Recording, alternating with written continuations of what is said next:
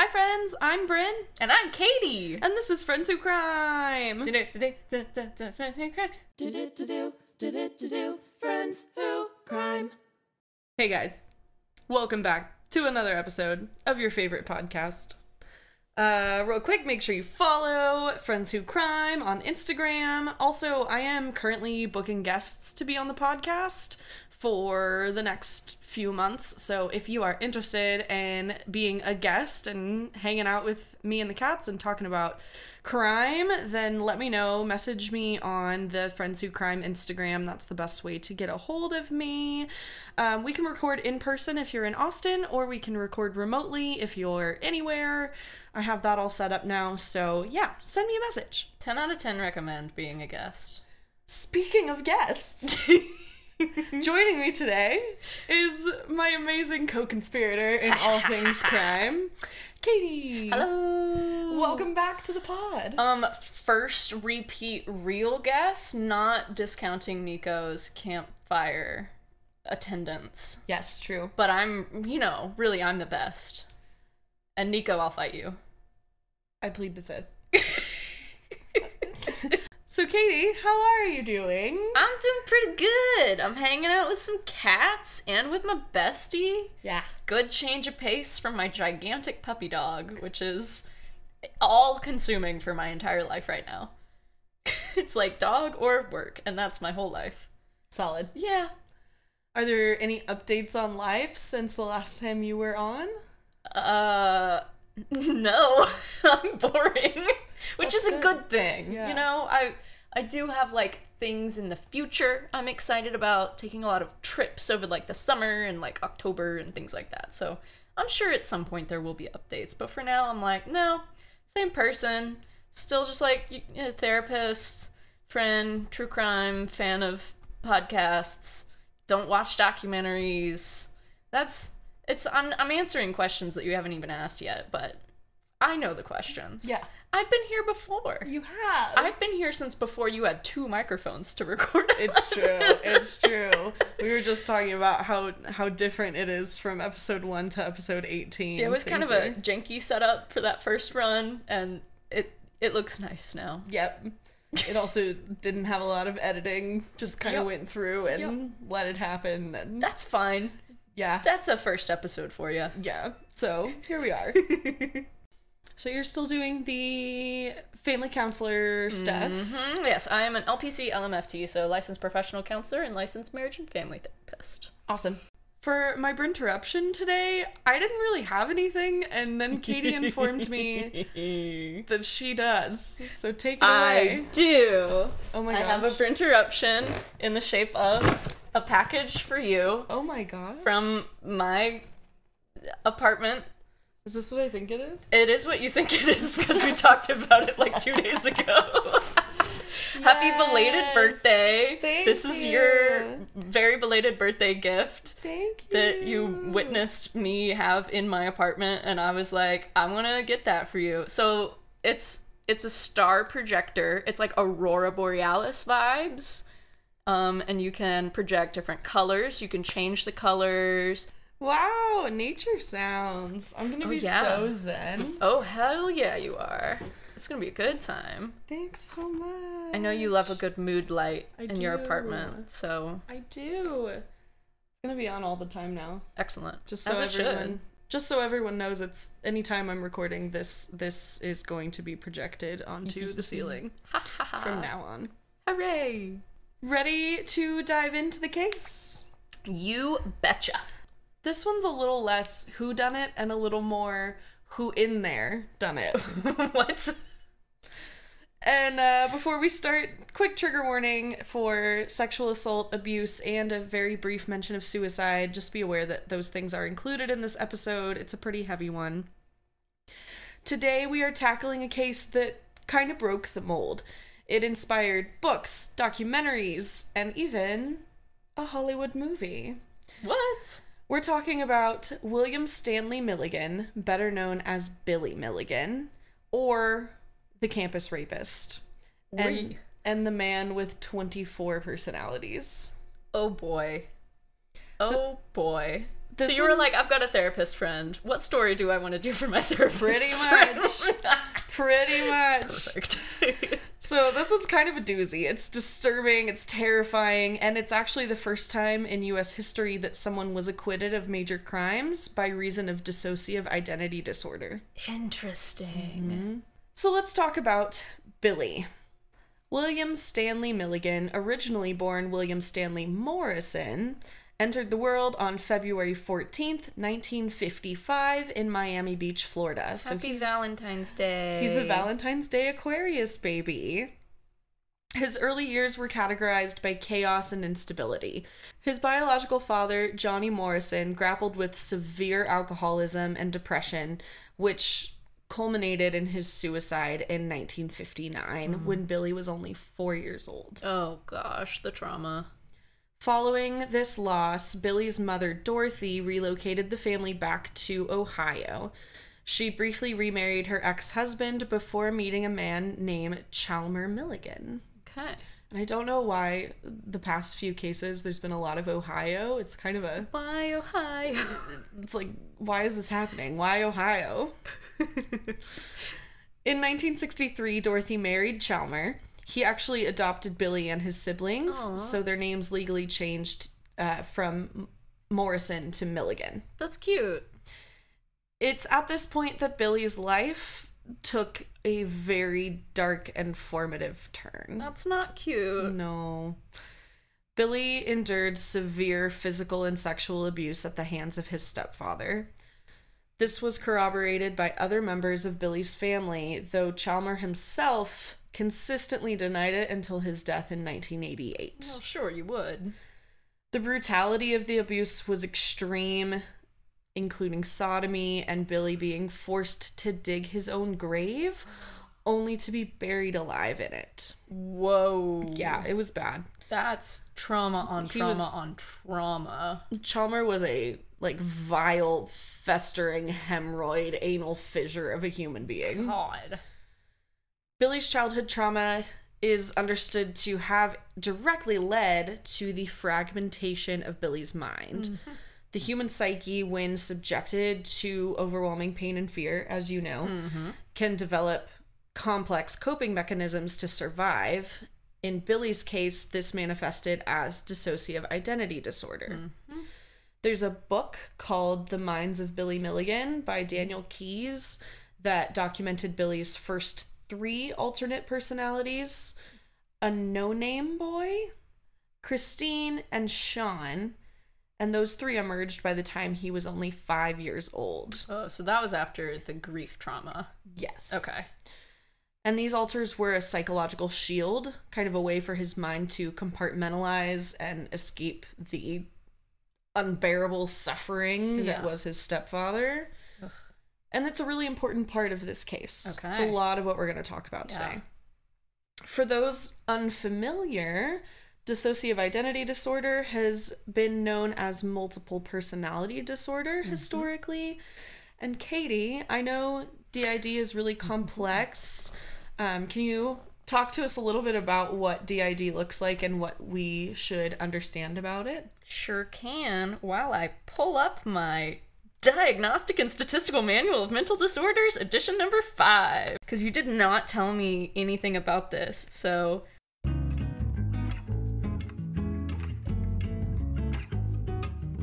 Okay, I scrolled to the chapter. Awesome. And, well, in my own experiences as a therapist, I am not a specialist in D.I.D. In any regard. The presentation of it, when someone doesn't know that they have D.I.D, is very much like chaotic trauma, what's going on with me. There's a lot of confusion. There's a lot of, different close people in your life saying one thing and you being really confused about it because you have this kind of splitting effect happening. And so how it presents in therapy initially most often is a lot of confusion, a lot of really mixed feelings, and trauma, which sometimes and oftentimes people don't recognize the trauma as trauma, or they have like completely compartmentalized it and like bottled it up and put it on a shelf and forgotten about it. And so sometimes therapy for DID can be difficult because you're kind of unboxing the trauma stuff, and then you're finding out about all the alters, and there's a lot of parts work that's happening in there, and you're trying to figure out the helpful parts of it and the harmful parts of it, and it's a lot of trying to kind of bring everything together in that helpful way that, you know, any therapy is like trying to find all the different elements of yourself that are good and bad and all the things in between, and find a way kind of out of it and through it and grow your life around it. A couple of other things that I wanted to mention just based on the research that I did for this. So the different personalities that someone with DID has are often referred to as alters, and they can possess their own unique traits, memories, even physical characteristics. And it may sound like something from a fictional narrative, but it's a genuine and formally recognized disorder. It affects approximately 1.5% of the global population. The average number of alters observed is usually around 10, but some cases have seen as many as 100. Whoa. There can be episodes of amnesia and time loss where they find themselves in unfamiliar locations without any idea how they got there, or they might even encounter strangers that have known them in a different alter, and they have no idea who this person is. So challenging. Initially, psychologists identified 10 core personalities within Billy Milligan, so right about the average. Okay. However, over time, 24 distinct multiples were ultimately diagnosed, including 14 personalities that were labeled undesirables and reportedly suppressed. Okay, so you haven't said it outright, but like, the movie Split. Yes. Yeah. It's just like this is very much based on that. It is loosely based on this case and on that book that I mentioned earlier, the Daniel Keyes book. Okay, gotcha. Well, and then also, like, other media that depicts DID is really insensitive most of the time. Yes. So, like, let's just say that. Like, yes.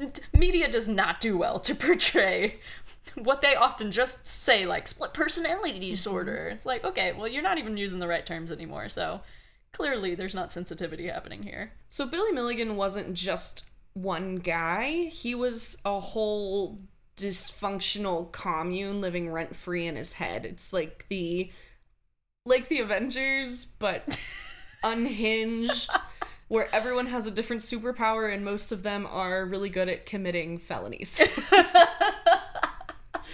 That's Billy. Beautiful. Here are some of Billy's most prominent alters. These might sound a little familiar if you have seen Split. And just to be clear, again, DID is very different from what we see in the movies. The first one we're going to talk about is Arthur. He's a sophisticated Englishman. Englishman? English? Englishman. Well, both. Either works. Okay. He's intellectual. He's an expert in science and medicine. His primary role was the protector, the organizer, the intellectual thinker, but he didn't have any roles in the crimes that Billy committed. I'm sensing some foreshadowing here. This next one, I'm gonna try my best. Regan Vodoscovinish. Sounds perfect. He's a Yugoslav communist with a Slavic accent. He's strong, ill-tempered, and violent. Remind me what year he was born. 1955. Okay. Reagan was the, quote, keeper of hate. He was the enforcer, and he was responsible for the armed robberies. Interesting. Adelena was a 19-year-old, shy, lonely, affection-starved lesbian who cooked, cleaned, and wrote poetry. Her role was sexual acts. She was the sexual part of Billy, and she was responsible for the rapes that he committed. Okay. Alan was a con man, a manipulator. He played the drums, he painted, he was right-handed, and he was the only personality of the group that was a smoker. Huh. He also was the most common alter to interact with the outside world. Interesting. But he didn't have a role in Billy's crimes. Okay. The next three don't have a role either, but they're interesting. Tommy was an escape artist. He played the tenor saxophone. He was an electronics expert and a landscape painter. His primary role of the group was escape and technical tasks. Wow. He's got the whole Ocean's 11 in him. There's two more. Oh, gosh. David was an 8-year-old child. He was, quote, the keeper of pain. He absorbed all of the other alters' pain. Yep. And Christine was a 3-year-old child. She was dyslexic, but she was being taught to read and write by Arthur. Okay, so we have interactions of alters going on as well. Yes. Okay.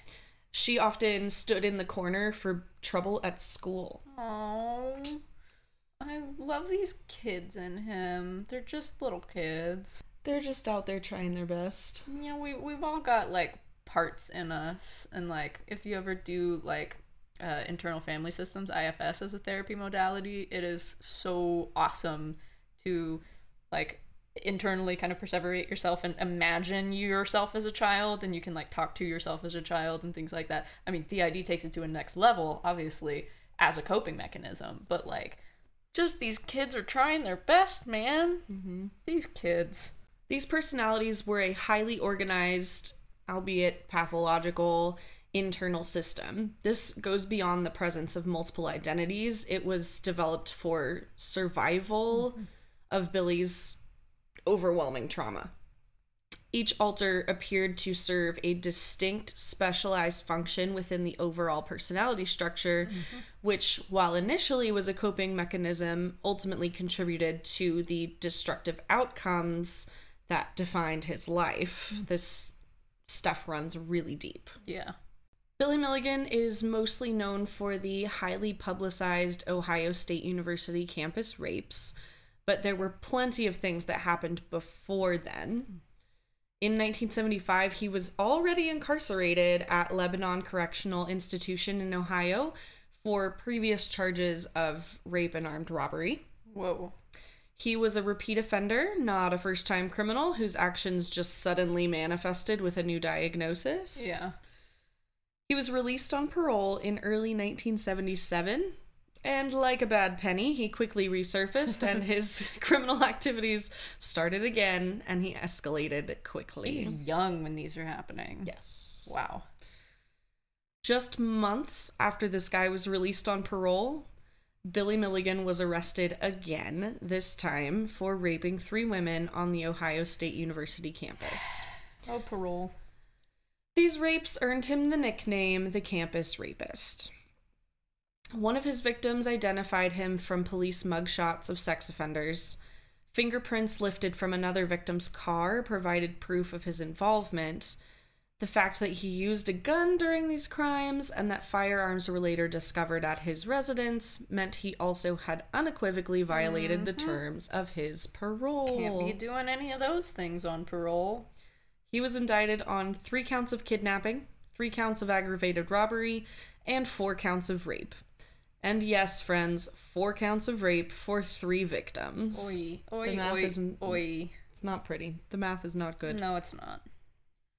The first 2 kidnapping victims were taken early in the morning from Ohio State University Medical Center parking garages. Oh. Milligan then forced them to drive him to Delaware County, where he subjected them to rape and coerced them into using their credit cards or cashing checks to give him money. The 3rd victim was abducted on Lane Avenue and transported to Northwest Franklin County, where she was also raped and robbed. In all 3 cases, he made the women drive him back to the campus area before he left. Deputy Police Chief John Kleberg stated that Milligan, quote, never harmed the girls physically. Bullshit! He just used a weapon to threaten them. Yeah, because rape isn't hurting a woman physically. Definitely not. I say with the most sarcasm and anger possible. I think it was meant to kind of reassure the community. Well, and it's in the 70s. Yes. But being abducted, held at gunpoint, robbed, and raped is absolutely physical and psychological harm. All the harms. All the harm. But financial harm, it's all the harms are happening. During Billy's defense in court, he asserted that it was not his core personality, but rather his alters, Reagan and Adelena, who were responsible for these acts.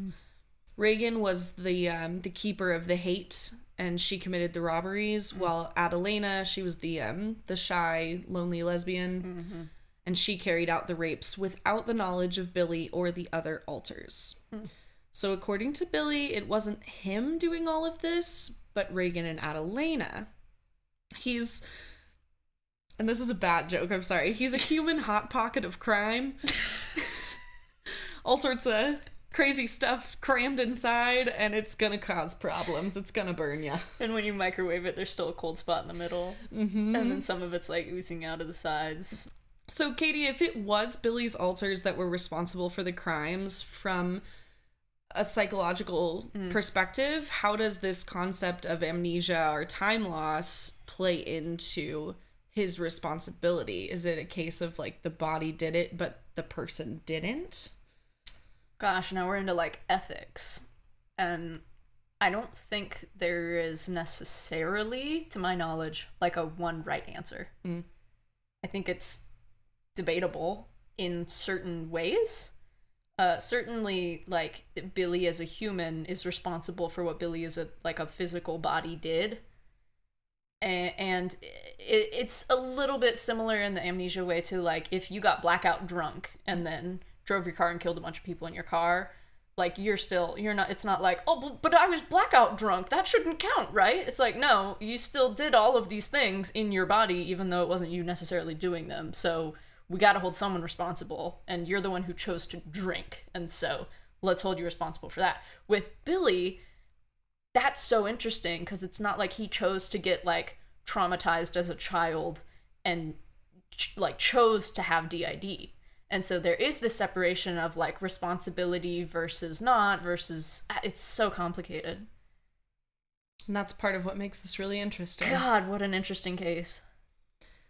Following his arrest, Billy Milligan initially received a diagnosis of schizophrenia, which is a very common misdiagnosis. Yeah, super common. However, that changed when psychologist Dorothy Turner concluded that he suffered from D.I.D. This diagnosis proved to be the game changer not only in his life, but also in his legal proceedings. Yeah. His public defenders were Gary Schweikert and Judy Stevenson. They chose to pursue the insanity defense, arguing that it was Reagan and Adelena who committed the crimes, not Billy. This legal strategy was unprecedented in American history. Billy became the first person diagnosed with D.I.D. to successfully use that defense, and the first to be acquitted of a major crime for that reason. Wow. Okay, so, like, the judge's answer to the question you asked me is like, yeah. It seems a little half and half, because you'll see. Like, Okay. they understood that he was responsible. But, like, there was no, like, malicious or, like, intent behind it for Billy.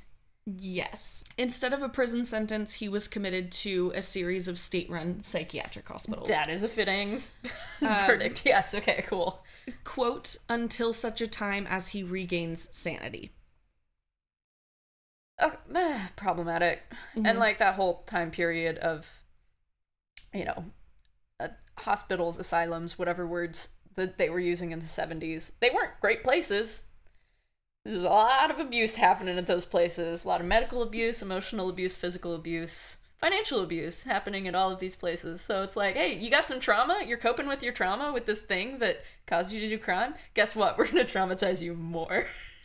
And he went through a lot of different hospitals. Oh, God. He went through Athens State Hospital, Lima State Hospital for the criminally insane, and Timothy B. Mortiz Forensic Unit. While he was institutionalized, Billy said he received very little help. Yeah. in some of these I'm facilities. not surprised by that at all.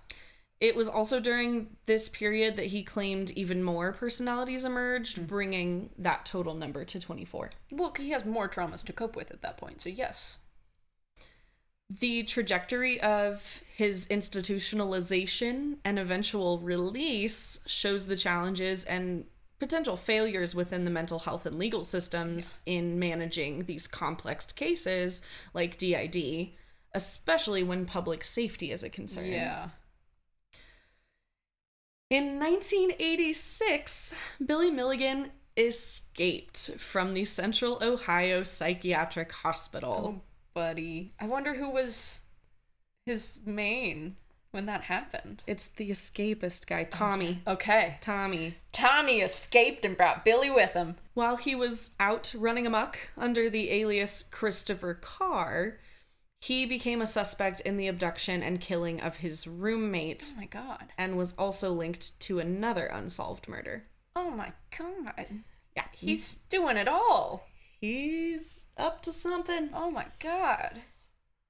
He sold the missing man's car, and the victim's possessions were found in Billy's apartment, along with evidence he was cashing disability checks. Oh my god.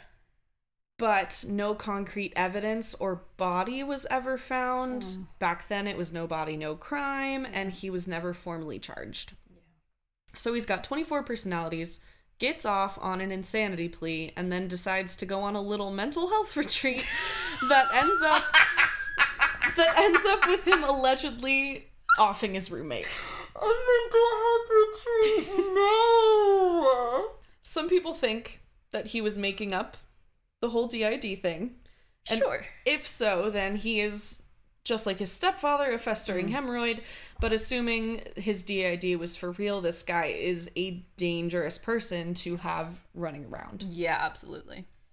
There's a contradiction between the purpose of his commitment to the hospital's treatment and public safety. Yeah.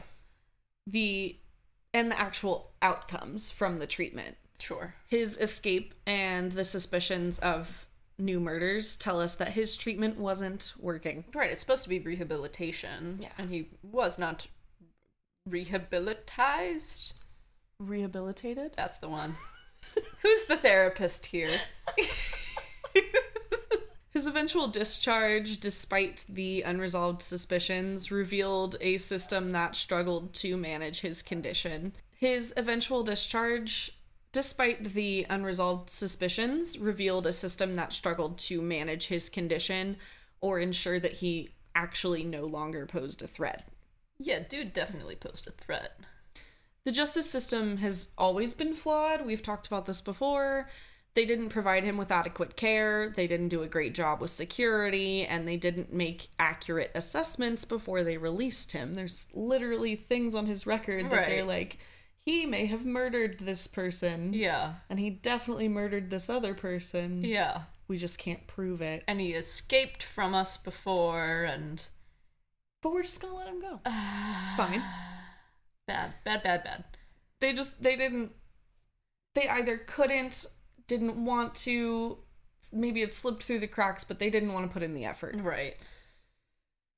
In August of 1991, he was officially discharged from the Ohio mental health system and the Ohio courts, meaning he was no longer under any legal or medical supervision. Oh, boy. And this is what year now? 91. 91, 55, quick math.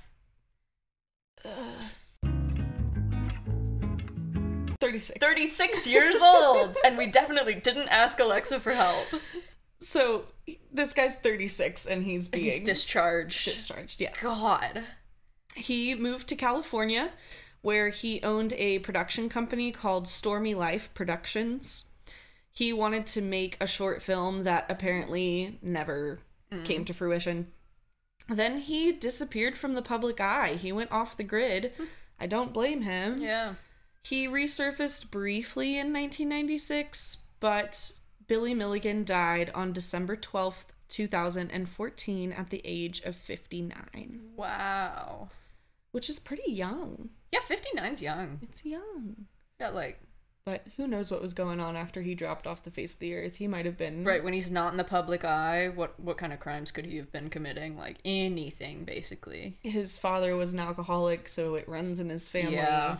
Could have been that. Who knows what he got up to. Oh, yeah. The Netflix docuseries Monsters Inside mentioned that prior to his death, he confessed to his niece that he was a murderer. Okay. Katie, I have another question for you. I have an answer for you. How is a confession like that he gave to his niece coming from someone with a history of D.I.D., how is that taken from a psychological standpoint? Was it like a moment of clarity where his personality's integrated? Was it maybe one of his other personalities coming out before he died? Like, how do you know how that works? Without being there and knowing him, no. Okay. But, I mean, you kind of named the different possibilities. It could have been an alter saying something truthfully, or an alter lying, or it could have been him saying the truth, or him lying. It could have been some sort of integration happening, or it could have just been like a panic moment. It could have been what he thought his niece needed to hear in that moment for his, like, niece's purposes. Like, deathbed confession. It was a deathbed, right? Yeah. Deathbed confessions are sometimes true and sometimes not. And sometimes it is like a coping mechanism in and of itself to try to let your family have a view of you when you've passed on that you think that your family needs to have of you. Interesting. There's so many different reasons for deathbed confessions, whether truthful or not. That's both very interesting and very frustrating. Welcome to therapy. Yeah. Oh, don't I know it. All right, so we've covered the trauma, the personalities, the crimes, the legal defense, but here's the million-dollar question. Was Billy Milligan actually suffering from D.I.D., or was he a brilliant, conniving sociopath who faked it all to escape the consequences? Oi. Oi, oi, oi.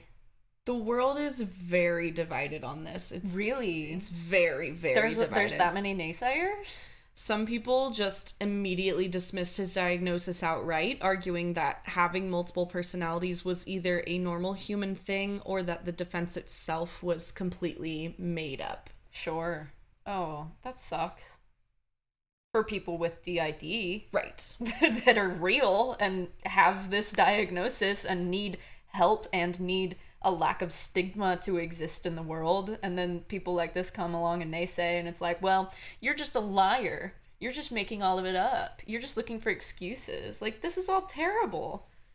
So, part of where this comes from, just a few years prior to Billy's trial, the book Sybil described a supposed true story of a woman with 16 personalities. After this book brought D.I.D. to the mainstream, cases of multiple personality disorder started coming from everywhere. It was skyrocketed from fewer than 100 cases to thousands. Oy. And then the real Sybil, Shirley Mason, eventually admitted to faking her personalities for attention. That's the worst thing that could have happened. It just created this whole shadow of doubt over all D.I.D. cases. Oh, no. Including Billy Milligan. Yeah, absolutely, because why wouldn't it? Yeah. Some psychiatrists, such as Dr. Dorothy Lewis, who originally diagnosed him, were even accused of actively encouraging criminals to feign the illness as a legal defense. Well, you'd lose your license if you did that, so... Not good. No, bad. The diagnosis became a psychiatric phenomenon, is what they call it, that many people either made fun of or were scared of. Yeah. So that's kind of how that all came to fruition. Right. The Milligan case happened immediately after the Sybil controversy, and it became a focal point for a broader debate on the legitimacy of D.I.D. So the timing was just not awesome. Like, a homeboy has so much trauma, 100% believe that he has D.I.D. Which, like, hey, anyone who thinks that they have D.I.D., I'm gonna believe you, and then we'll, like, backtrack if we need to. But, like, straight out the gate, gonna go, yeah, I believe you, you're right. Just like any survivor of any traumatic event or any hardship or anything like that, people deserve to be believed. That's a great soundbite. You're such a podcaster. Media narratives shaped both public and professional understanding of the condition, which resulted in an overdiagnosis or misdiagnosis. Yeah. And unfortunately, that even further reinforced the stereotypes. This happens with almost every diagnosis. It becomes popularized and people go, I probably have that, and then have to backtrack when they realize, oh, I'm just doing coping skills and maybe I don't 100% have that thing. But even if you don't have the thing that's diagnosable, you still deserve to get like treatment and accommodations and live a better life through treatment of whatever that original thing is that's going on. I had a thought. What do you think that diagnosis is right now that's over popularized?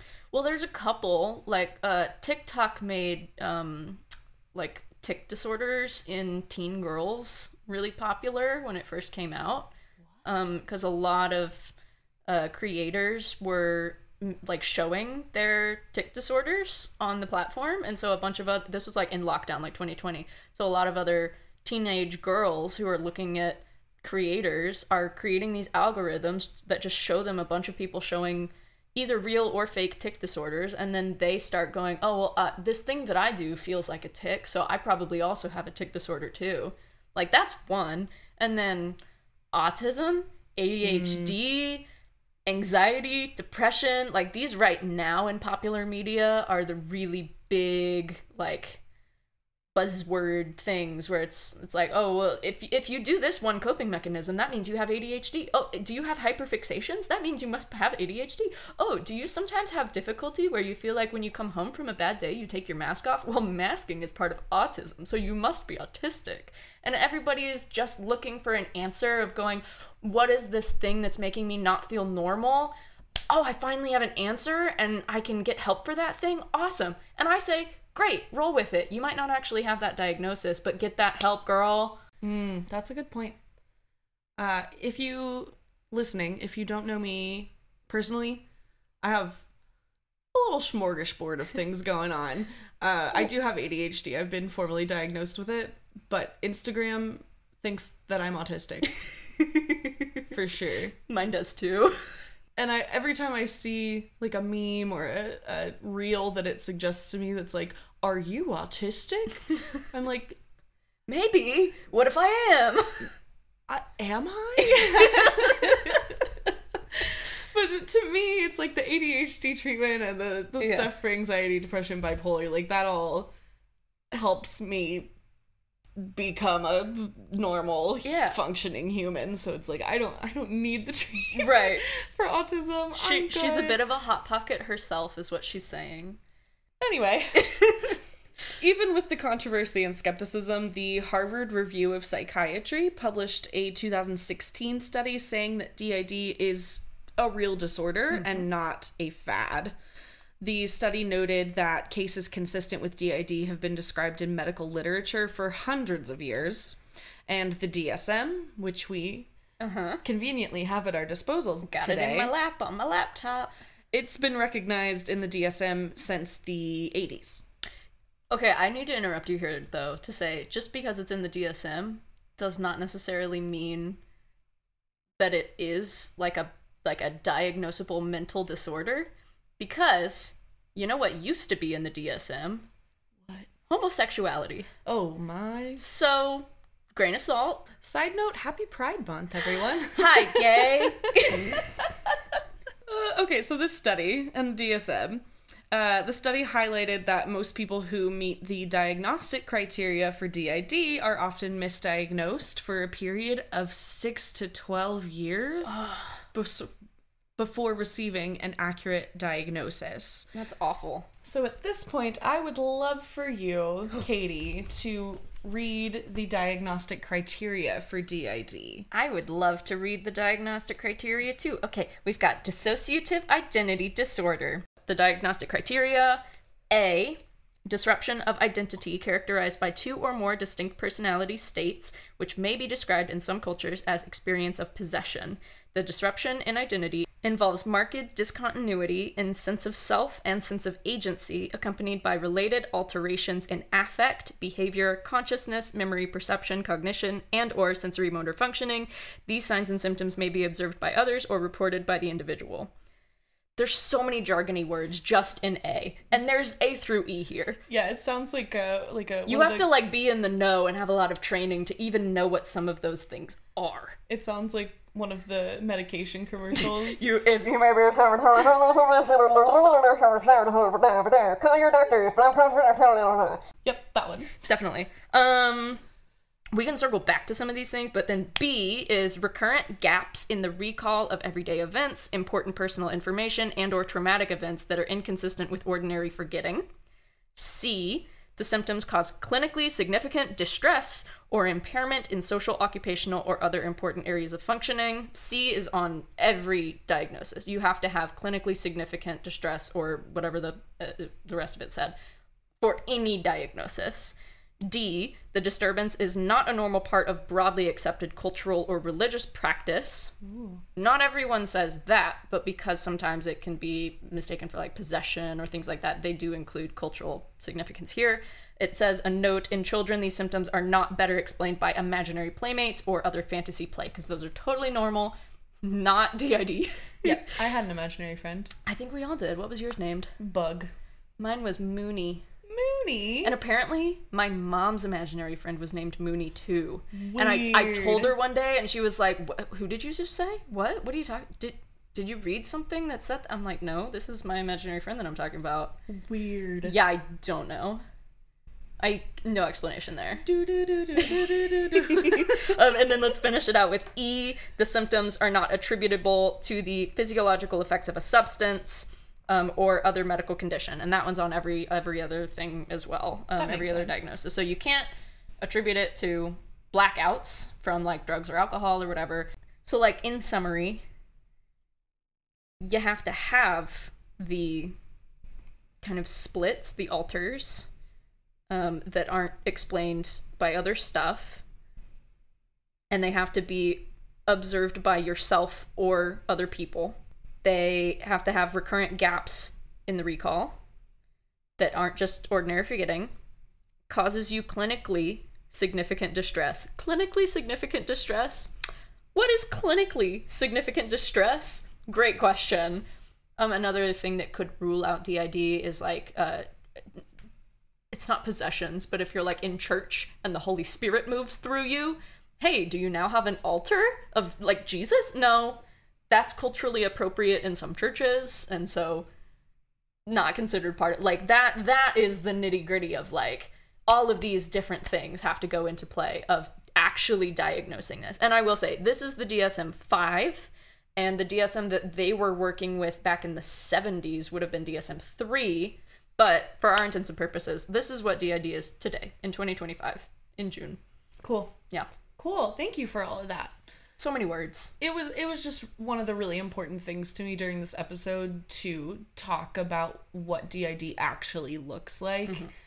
Because, and it's a great segue, popular media depictions, the movie Split, loosely based on Milligan's case, but there's no known association between D.I.D. and increased criminal or violent behavior. Billy's case is considered an outlier, like big outlier, and does not represent all people with D.I.D. Absolutely not. And another thing I wanted to say is the humor in this discussion is directed at Billy's actions, not the mental illness itself. No, not even a little bit. Yeah. Just wanted to throw that out there. Regardless of your opinion, if it's true or false, the yes or no of it all, you can't deny that Billy's story is intriguing, and it's captivated the public for decades and decades. It's mind-bending. I went into a very deep rabbit hole, and this could be a 2-part episode if I included all of the nitty-gritty details of his crimes. Yeah. Which are really horrible. Yeah. I highly encourage you to read the Daniel Keyes book that I've talked about a few times, The Minds of Billy Milligan. He studied this case for years, and his book has interviews with Billy himself, wow, his family, his friends, and the medical professionals that were involved. It's a really fascinating book and actually pretty easy to read. And fun fact, this is just a little tangent, but Keyes wrote a sequel, The Milligan Wars, but he couldn't publish it in the States because of Billy's ongoing lawsuits. Oh. He also sold the rights to that book to James Cameron, the director, who was going to make another movie about it, but that never actually happened, so the rights are kind of up in the air. It's almost impossible to find an English version of this book.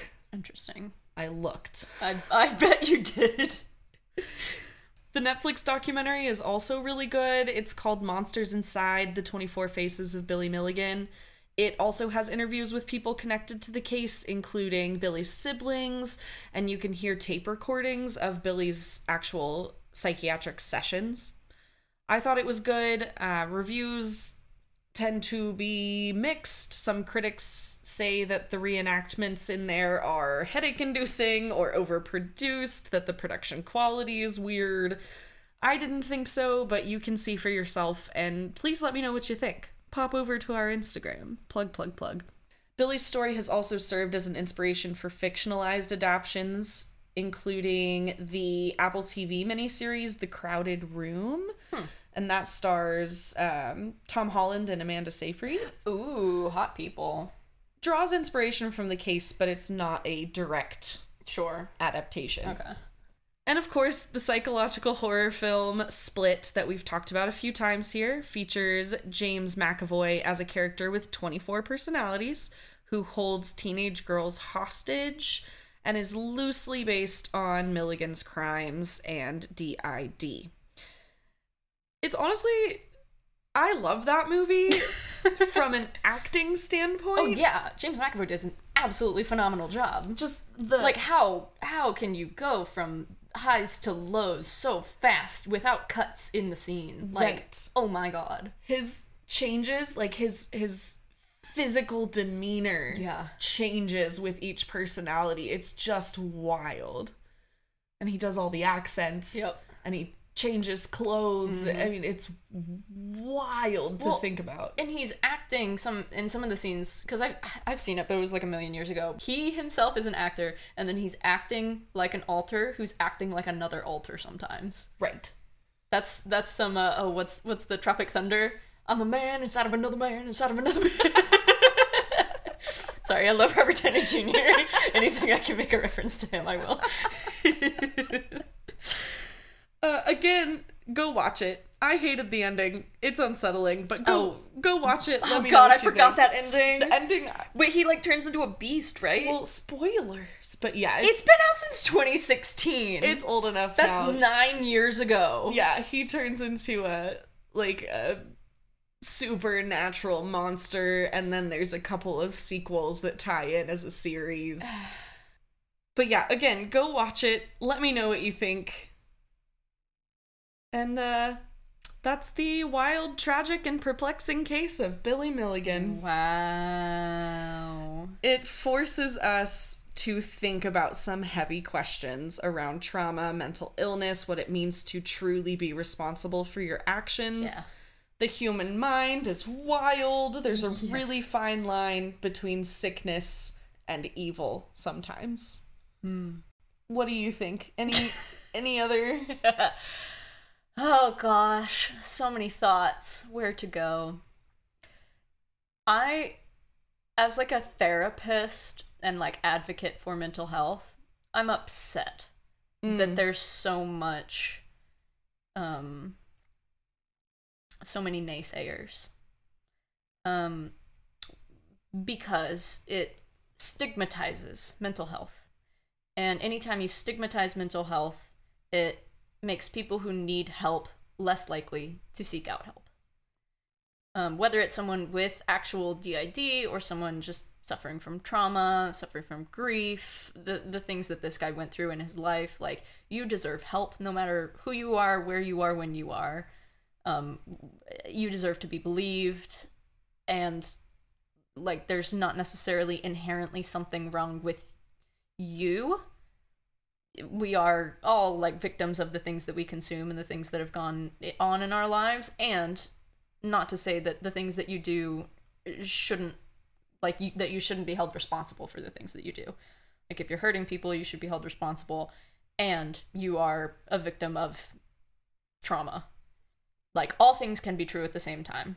And thus is the crux of like justice mixed with ethics, mixed with care, mixed with like everything. It's really hard to weigh everything all at the same time when you mix mental health with the American justice system. Yeah. And so that's why it's so complicated. It is. It's very complicated, and there's not a great solution. Yeah.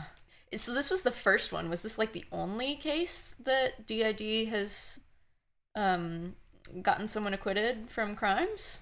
Let's find out. Let's look it up on the old internet.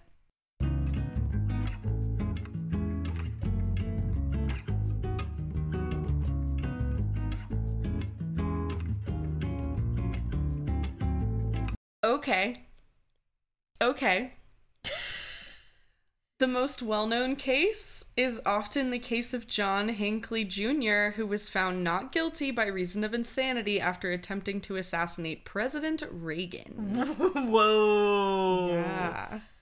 Interesting. You gotta cover that one too. Yeah. Oh, that's so interesting. Okay, so first but not the last. Yeah. Interesting. And I'm sure there's others as well. Or at least I bet there's others as well. It's become a little more popular. Obviously, the insanity defense in general is used pretty often, but as far as D.I.D. goes, it's a little less common from what I'm reading. Yeah. Well, and when you use the insanity defense, I'm not in the justice system, but from what I understand, when you're trying to use the quote-unquote insanity defense, that's just the colloquial term for my disorder caused me to do something, and I have this diagnosable disorder, and you have to get psychologists involved, and it's a whole thing. And the only way that the quote insanity defense works is if you were not autonomous, and it all has to be proven, and you have to take test upon test upon test, and especially if it's something that's like you're saying it but you're probably lying. Like there are questions in the psychological tests that specifically try to catch people doing that. Ooh. Lying about it. Ooh. Yeah. Like, that's smart. People who think one thing about this diagnosis are more likely to say yes to this question that we ask if they're faking it. Interesting. Yeah. Well, Katie, thank you so much for joining me. Oh, always a pleasure. And thank you to Friends Who Crime listeners. Hello, thank you for tuning in, and I really appreciate you being a part of our weird little crime family. I will have a new episode for you next week, but until then, remember, friends don't let friends commit crimes! Bye! Bye! Nice! Wow. Good one. What a case. I know. Bomb-ass research. Thank